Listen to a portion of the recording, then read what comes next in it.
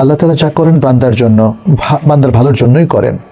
এর সঠিক ব্যাখ্যাটা কি? এটা হচ্ছে ঈমান বিল কাদা ওয়াল কদরের একটা মাসআলা।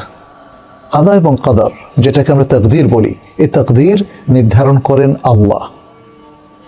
আল্লাহ যে কোনো বান্দা, যে কোনো মানুষ, জিন, ফেরেশতা অথবা পদার্থ প্রাণী, যেটা তিনি ইচ্ছা করেন তিনি সেটাই লিখে রাখেন, সেটাই হওয়ার জন্য নির্দেশ দেন, পরে শেষে সেটাই সৃষ্টি করেন। তাহলে আল্লাহ যে তাকদীরটা সৃষ্টি করেছেন, এখানে আল্লাহর কোনো আয়েব বর্ণনা করা যাবে না, আল্লাহকে দায়ী করা যাবে না তাকদীরের জন্যে। এবং আল্লাহই এই তাকদীর দিয়ে বান্দার ক্ষতি করেছেন, বান্দার অকল্যাণ করেছেন, এই ধরনের ভয়ঙ্কর কথাও এখানে উত্থাপন করা যাবে না।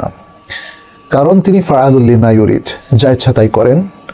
লা ইউসআলু আম্মা ইয়াফআল ওয়া হুম ইউসআলুন, আল্লাহ যা করেন সেজন্য তাকে প্রশ্ন করা যাবে না, বরং বান্দাদেরকে প্রশ্ন করা হবে। ফলে তাকদীরটা যেহেতু আল্লাহর সাথে রিলেটেড একটা বিষয়, এটাকে বান্দার সাথে রিলেট করা যাবে না যে তার তাকদীরে ছিল বলে চুরি করেছেন, তাকদীরে ছিল বলে খুন করেছেন, তাকদীরে ছিল বলে মন্দ কাজটি করেছেন, অতএব তার কোনো বিচার হবে না। ব্যাপারটি এমন নয়। তাহলে তাকদীরের বিষয়টা আল্লাহর সাথেই নির্ধারিত। এই তাকদীরের উপরে আমাদের কর্তব্য হচ্ছে সন্তুষ্ট থাকা, এই তাকদীর নিয়ে সমালোচনা না করা, এই তাকদীরকে প্রত্যাখ্যান না করা, এই তাকদীরের আয়েব বা দোষ বর্ণনা না করা। এটা হলো আমাদের তাকদীরের প্রতি আমাদের অংশ। ঠিক এই দৃষ্টিভঙ্গি থেকেই একজন মানুষ হয়তো বলেন, আল্লাহ যা করেন বান্দার ভালোর জন্যই তো করেন। আল্লাহর দিকে খায়রের নিসবত করাটা হচ্ছে আদব।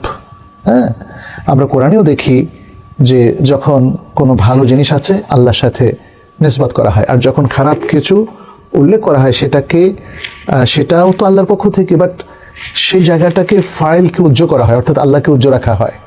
হ্যাঁ, এটা কোরআনে অনেক দলিল আছে, আমরা সেই আলোচনা এখন আর যাচ্ছি না। শুধু এতটুকু বলবো যে আল্লাহ যা করেন তিনি করতে সেটা সক্ষম, তাকে সেই ব্যাপারে প্রশ্ন করা যাবে না।